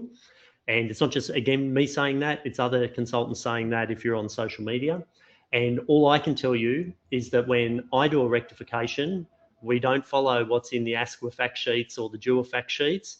We do a task-based RPL process and it gets through every single time. So do think about that systematic approach if you want to be defensible. If you want to argue things at audit and pay big fees and risk non-compliances, go for it. But if you want to nail it first go and not have to worry about it, you'll implement a task-based approach. I agree. And when I had my RTO, that's exactly what we did as well. It's simple. You can literally take your tools, and they need a little bit of adapting, but the assessments are already there. They're already correct. They're already mapped, and they're the tasks that they need to be able to show you and demonstrate in the real world. So to me, it just makes sense.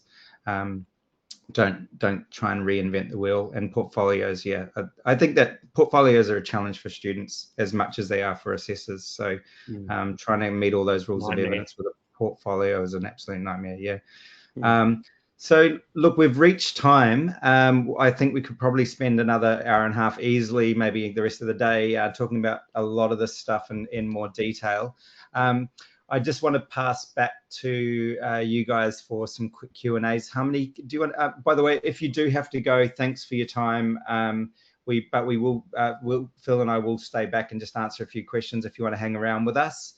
If you do have to go, thanks for your time. We really appreciate it. And we hope that you've got a lot out of the session. We understand people have some schedules that they've got to stick to. So what have we got there in terms of questions? Sure. Do you want to, for anyone who's logging off, do you want to mention the special offer before we go to the questions? Oh, good one. Oh, yes. Yeah. Before you run away, Phil's got an amazing offer for you. So just quickly, I've just dropped it in the chat that we've got our VET resource packs. We've done a 15% discount. Slide, Scott? Oh, yeah. Might be on. Oh, yes, if there's a slide there as well. Yeah, so we've done a 15% discount for the next 7 days on all of our VET resource packs. I know many of you, we've got thousands of providers using our resources, particularly the assessment pack. Thinking about this session, I think we've got about 400 using that pack, and similar, we've got a validation pack.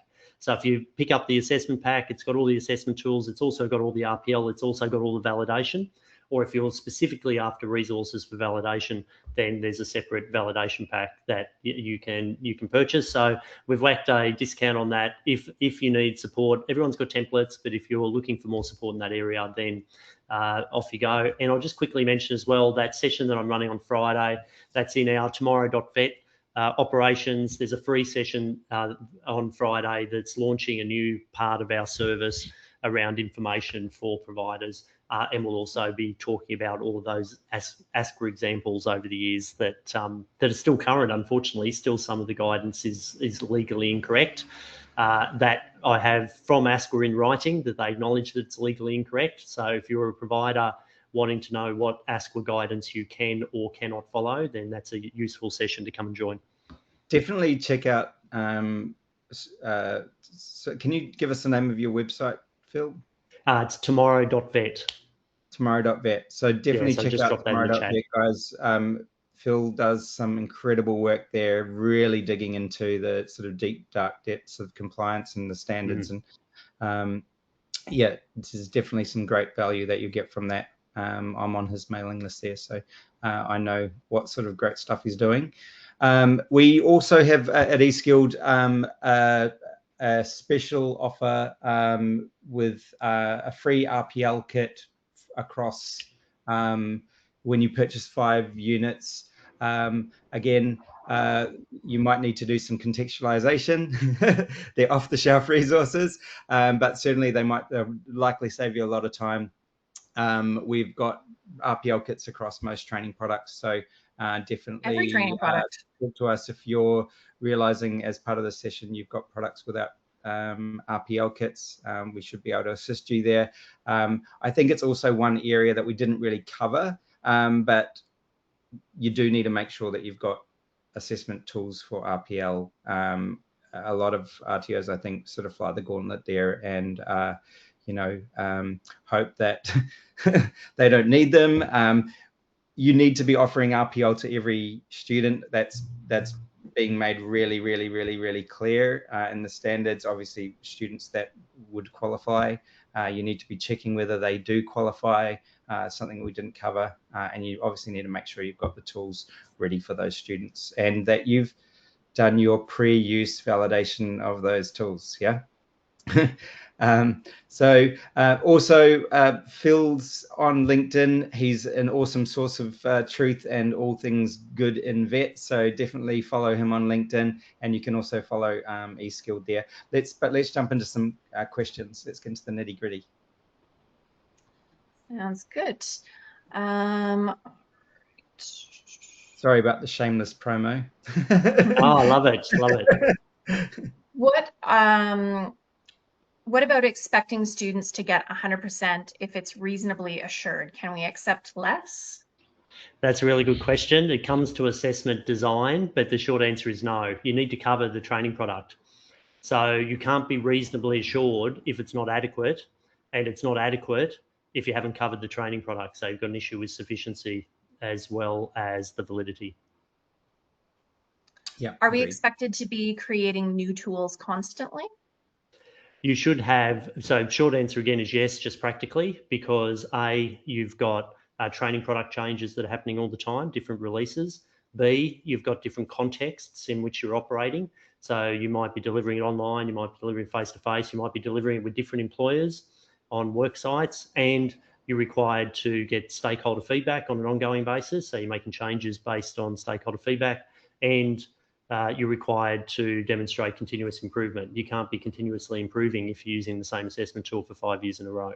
So practically, you're doing updates on an ongoing basis. That doesn't necessarily mean that you've got to change every unit every year. That's not what I'm saying, but you get the concept that if you've got long periods of time where most of your tools are not changing, you're going to find that there's one or more of the aspects of the expectations that you're not meeting. Yeah, and like we said, things are changing so rapidly in so many industries that some, depending what training product you're delivering, that might need to be quite frequent. Yeah. So how does currency impact RPL, which may be 3 years old experience? Yeah, so it just can't be. We were talking about that during the session. You've got exactly the same situation. If you're collecting stuff that's 3 years old, it's not current as a starting point, just doesn't meet the definition of currency. And you've also got an authenticity issue, and that's before you get into, is it industry relevant, et cetera, when we think about things like sufficiency. So you're breaking all of the rules. The rules of evidence apply to RPL. This is one of the key things that I think people miss, that they think the rules of evidence are only for the standard assessment process. The rules of evidence apply to RPL. And the only way that you can meet those rules of evidence defensively is to implement a task-based RPL approach. Yeah, and so like you said, the portfolio, that would be supplementary, but the reality is you don't need it if you just get them to create the marketing plan in the first place, right? That's it. Yeah. That's it. The best use of a portfolio is to have the student collect some of whatever documentation you want up front and use it, as you were talking about before, Scott, for that suitability discussion. You collect a few documents, you've got your CV, you've got these other bits and pieces. Let's sit down and have a discussion with you about whether RPL is right for you, because we don't want to set students up for failure. And if we're not having those discussions and making sure the students are very, step 2 is then the self-evaluation. If you're not doing those steps, you're sending students off to try and achieve some RPL thing, and you don't even know if it's possible for them or not. So you don't want to be in that situation. It should be very streamlined and effective. And so for RTOs in that space now, Phil, where they might have that portfolio and obviously need to still meet the rigor of the rules of evidence, I guess assessors need to be going and joining the dots in terms of currency. So obviously being able to justify that marketing plan from 3 years ago is still current now, right? And then assessing on that face value. And at that point, that's where they're going to discover, well, it's not yet competent or not competent. or not satisfactory, and obviously get them to do the practical task. Yeah, and like you hear, exactly right, and you hear these stories all the time. Oh, 3 years ago at audit, we got through. And I always respond, like we all hear this all the time, always respond with 3 key points. Point number 1, the auditor might not have been looking at it. Point number 2, the auditor might have been looking at it but made a mistake because they're not perfect. Or point number 3, the auditor might have been looking at it, they might have found it, but there was so much else wrong in your organisation that they just didn't bother to give you that non-compliance as well. So it's like people say, oh, this or that or this or that. The legislation is black and white. The definitions are black and white. Regardless of what happened in the past, regardless of what happens today or next week, if you don't follow your legal requirements, you're obviously at risk of getting caught. Yeah, and we should note as well. Sorry, let me just mention, Scott. It's not widely known. The vast majority of the 43,000 certifications that have been cancelled so far involve RPL. Yeah. So the regulator is absolutely smashing this. Yeah, that was going to be my point as well. Look, RPL is definitely a focus, and I think in the past, it wasn't a designated risk area for ASQA, and so they were focused on core assessment, and there's so much to cover in an audit. The auditor is often selective, and they're looking for specific things, but right now they're definitely looking at RPL. So you can pretty much guarantee that's going to come up on your next performance assessment. Okay. Next person says, I had a question with AI and knowledge questions in theory components. We are starting to see an issue with students that might use AI to research content. Can they do this? Just want to get some clarity around it. Okay, so it is contextual to the unit of competency requirements. Just a little bit of background in my sector. I've obviously done tens and tens of thousands of assessments over 30 years. When I first joined the sector in the 90s, my first 3,000 or 4,000 assessments, I didn't have a single written assessment because I was involved back in the 90s. We had the big upskilling, the big RPL programs where the traineeships incentives came out for the first time. And I was going out working with people who were 10, 15, 20, 25 years in the job. And they were saying to me, oh, do I have to write this down? Can I just tell you what I do? Yes, you can just answer my questions. So I did thousands of verbal assessments before I even did my first written one. It blows my mind that the standard in our sector today is written assessment. And there's a whole range of reasons for that we don't need to get into. But very, very simply, you do a verbal interview, there is no AI problem. You ask them the question, they give you the answer. If the answer is correct, they've got the knowledge. If the answer is not correct, they don't. Why are you making this hard? Yeah, you can map it back to the foundation skills as well, because obviously you've got to hit those in terms of communication, etc. So yes. You can hit multiple birds with one stone. Yeah. As soon as you get to written assessment, you can use it, of course, but then you've got an authenticity challenge that you've got to overcome. And guess what the answer is? If you look at the regulator's guidance, the regulator keeps coming back to, or maybe you'll do a competency conversation, maybe you'll do some kind of follow-up interview questions. They're asking you to double up the assessment because you can't rely on the initial one. So just ask verbal questions up front. It's the simplest, fastest way. Now, if the kid can't answer the questions, you've got a problem. If you need them to copy the answers from somewhere in order to get them through, you've got a problem. But that's not an assessment problem. It's not an academic integrity problem. It's a different kind of problem. Okay. What is the best way to demonstrate knowledge to complete tasks outlined in the elements and performance criteria of the unit of competence? So knowledge is about how to do it and why you're doing it. And then performance is doing it and what you created from it. So if we're talking about knowledge that's in any part, whether it's knowledge in the foundation skills, for example, so even though they're foundation skills, there might be knowledge in there, as Scott mentioned, or if it's in the knowledge evidence or if it's referenced somewhere, you've got to ask a question. You can't get to knowledge without asking a question. And we can talk about authentic assessment, how to go about asking those questions. And Dr. Denise Cox has done an amazing amount of work in that space in the last 12 months. A big shout out to Dr. Denise if you're watching her stuff. So, but you've got to ask questions. The example I always use is the forklift. You can't assume the kid has knowledge because they're driving the forklift effectively. What you're wise to do is to ask them a heap of questions to make sure they safely know how to use the forklift before you put them on it. So knowledge is done up front. That's why we do it. Safety is just one of the many reasons. You can't perform effectively if you don't know what you're doing. So we've got to check, make sure that you've got the knowledge, you do the theory or you do the knowledge assessment, interview, written questioning, case studies, whatever it is you're going to do. And then once we're confident that you do have that knowledge, then we can do the practical. We can do the observation. We can put you on the highly dangerous equipment and be confident that you can use it effectively in the first instance. Can an RPL candidate interview really be used to meet the oral communication foundation skills? We were of the understanding that we cannot rely on this as it is not in the context of the workplace. It depends on the context, exactly. So is it an example, is answering a question an example of oral communication? Yes. Is it an example that's relevant to your training product? It's contextual to whatever your training product says. Okay. What would be the best way to go about completing an RPL rectification if you do a post-validation / audit and find that the portfolio method has gaps identified and the assessor or student is not willing to cooperate? So you've got a couple of issues there, and that reminds me of ASQA's guidance that's come out in the last week.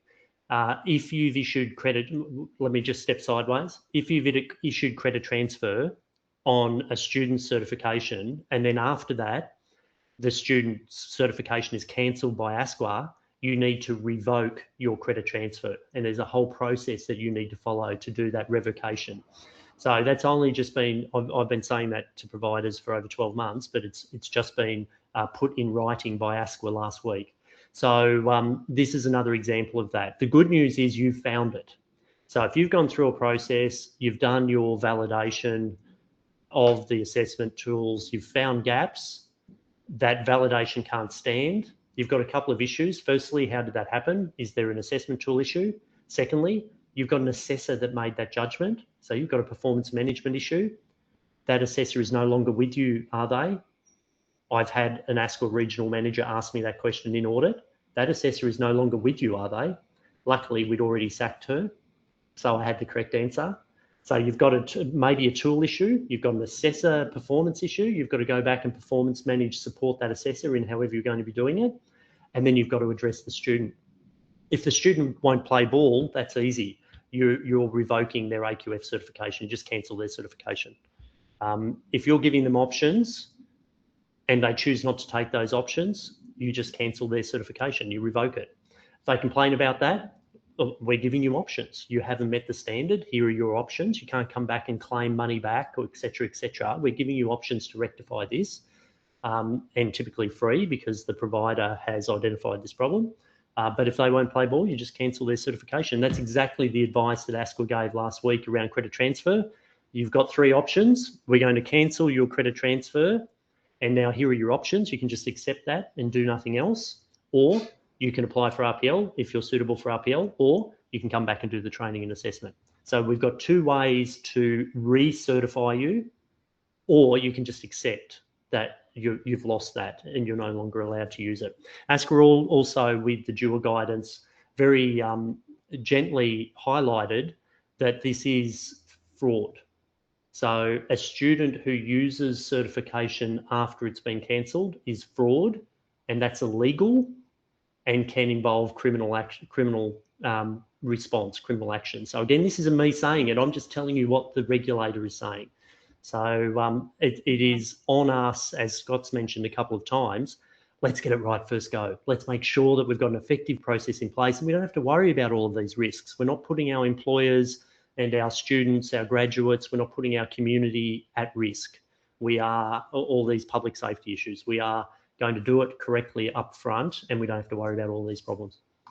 I've got an interesting one here for you, Phil.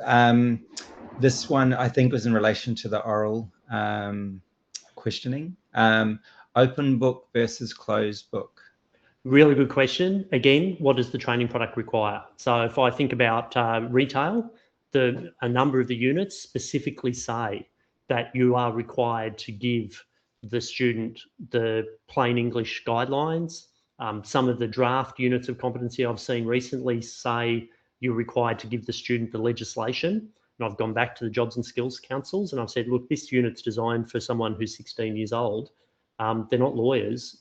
What are we going to gain from giving them the legislation? Do you mean that we're supposed to be giving them plain English guidance like retail does it? Oh, yes, that's right. That's what we're meaning. So where the training product says you have to give them something they can use, it's open book. If the training product doesn't say that, you can't do that because that's cheating. They need to know it as part of their competency for that training product. So again, you need to be very, very familiar with the units of competency that you're delivering. That's very, very important as well. I don't think it should be understated. If it doesn't say to reference that they should be referencing something, definitely that book should be closed. Yeah. What is the standard for recording verbal responses? Must they be recorded, or can the assessor make notes? And do they need to write the response given non-funded requirements? That's a really good question. Gee, you're hitting me for consulting advice at the moment. All of this is general advice. I'm obviously not giving any legal or accounting or taxation advice or anything else. I'll just make the disclaimer on this one. Quick story, 2017, ASQA came out and said, we don't understand why you're not audio recording all of your student interviews because storage is now basically free. It's so cheap as chips and everyone's got a recording device in their pocket.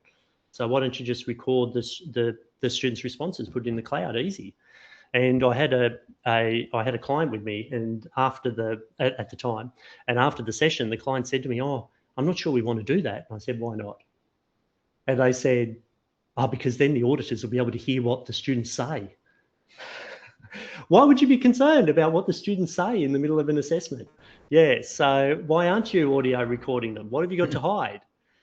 The answer to your question is non-funded.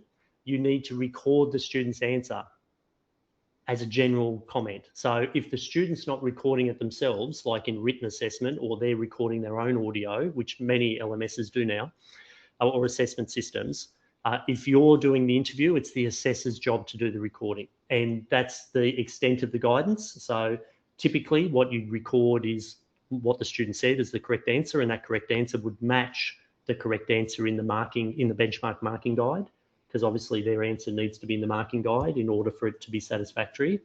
When it comes to some funded jurisdictions, as you highlighted, that's non-funded. When it comes to funded, some jurisdictions have gone the step further and said that it must be verbatim, which has created an additional challenge. So, eSkilled question for you, Scott, regarding the marking of RPL. Given that Phil has advised how the RPL result is different if RPL is not applied, how do we mark the result in the eSkilled platform? So I guess we've got a learning management system and a student management system. So if they're going through the learning and assessment pathway, typically through the course material and course content directly, the system will automatically update that as competent. If they're going through the RPL pathway, they'll be going through a different pathway, and then typically the assessor will be updating the assessment directly in the student management system based on whether it's RPL or RPL granted or RPL not granted. So it's using it's a different pathway, and it's a different pathway in the LMS as well, LMS SMS. Yeah. What are the requirements for referencing sources? Oh, wow, that's a really good question. So your organisation should have some kind of approach for that. So again, this would be in your student instructions. Firstly, if you're requiring sources to be referenced, then you need to have that in your instructions. From there, you would then have some kind of model or format for that. You might use the APA method or one of the other university methods. From an AI perspective, there is guidance on how to reference the use of AI.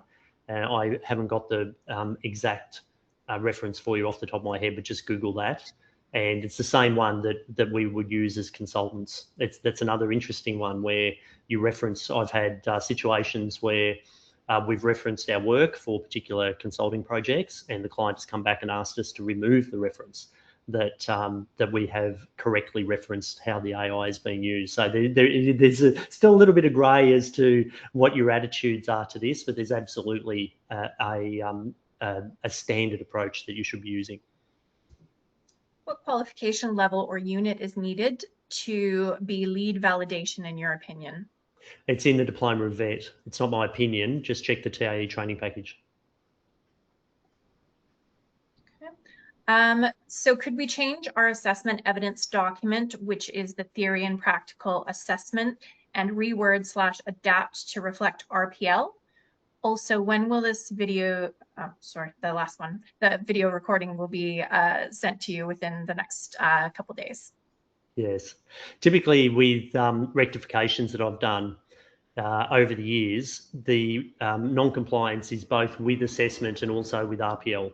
So it's most common that the auditors will find an issue in the assessment tool and for the standard pathway, and then there's a whole range of other stuff that goes wrong with the RPL tool. So the starting point for RPL, and this is how I've been building assessments for decades for some of the largest companies in the country, is, and I've trained publisher teams as well, just hi to, I probably shouldn't say who the publisher team is that I've trained. You start off with the robust assessment. So you've got to have your standard assessment in place. You know, for the unit, if the unit's going to need 26 questions or 14 questions or 18 questions or whatever it is, and what are the observations that are required or however you're designing it. So you need to have that robust, complete standard assessment in place, and then you copy, customize, adapt for RPL. So the core of the task-based RPL is exactly the same as your standard assessment. And then you update and tailor, as I said, instructions and approach for it to be able to be used by RPL students. It includes all of the expectations. You've got to have all of the instructions, you've got to have the overviews, you've got to have assessment plan in place. That's a non-compliance. Typically, if the auditors want to look at that. So it has to be absolutely clear for the RPL student. What is it that they have to do? When do they have to do it by? How do they hand it in? What format does it need to be handed in? And when you get to people saying, oh, you know, hang on a minute, I did one 3 years ago, can't I just give you that? No, you can't. Why can't I? Well, we can't prove that you did it, that it was your work. It's 3 years ago, it's not current.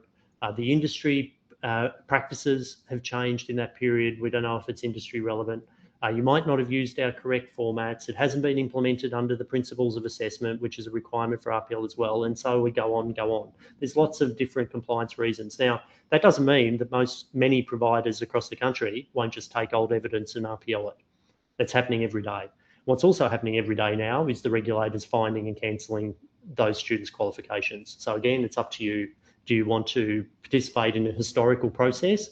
And if you get caught, everyone suffers? Or do you want to update to a task-based approach, very defensible, very easy for everyone to implement, and you'll have a really robust RPL outcome for your students? Definitely check out that case study, because it pretty much just takes you through exactly that competency conversation and then their demonstration of skills. And yeah, so I definitely recommend checking that out. And that's come straight from ASQA, so that's always helpful. Two last questions. If we've missed any questions, we'll summarize these in a document and include that in the email follow-up. But last two questions. First one is seeking to clarify the RPL perspective on currency. Do we apply the 1 month rule to RPL evidence also? Yes, absolutely. So the definition of currency is the current time, the passing time, the current month. So that is the official dictionary definition that's used by the Australian courts, including the tribunal or the federal court if you end up there. So that's it. And RPL has to follow the same principles and rules as any other assessment process. So as soon as you go beyond that month, you need to prove how you've done that. You have to prove within the month, but it's easy. Like, it's current. It's obvious. They just did it. There's I think you've blown a lot of people's minds today, Phil, with the currency definition, and I think it's really important that it's been covered and clarified, because I think there's a lot. I've heard a lot of the conversations over the years around how current is current, and So having a clear definition, I think, is really useful. And if everyone's working to the same definition, then we're all on the same page. And if we're all on the same page, then we should all get it right. And, so I think that's really critical and important. And I think it's a big one for a lot of people here today as well. There's been a lot of questions around it, so I can see it's topical. It's just one of the reasons why 70% of providers are getting caught at audit, because everyone's doing it wrong. That's what that means. When, as Scott mentioned at the start, when you've got 70+% of providers getting caught, it means everyone's doing it wrong, right? There's an easy, correct way to be doing it. And let me just add 2 more points. Point number 1 is there is the contextual nature. So I'm coming back to that. So coming back to what Scott was saying before, if you've got industry engagement and you've got strong industry engagement that says that anything in the last 3 months is still industry relevant, and you've got that documented, then you could do 3 months because you've got that industry backing. So that would be defensible. And then hopefully that's correct. If there's something that's happened at the ASQA auditor's spot, then you might still be in strike. But typically that's going to give you some defensible cover. So if you think that you need it longer, get very robust industry engagement in place and make sure that there's not changes, legislation changes or things happening.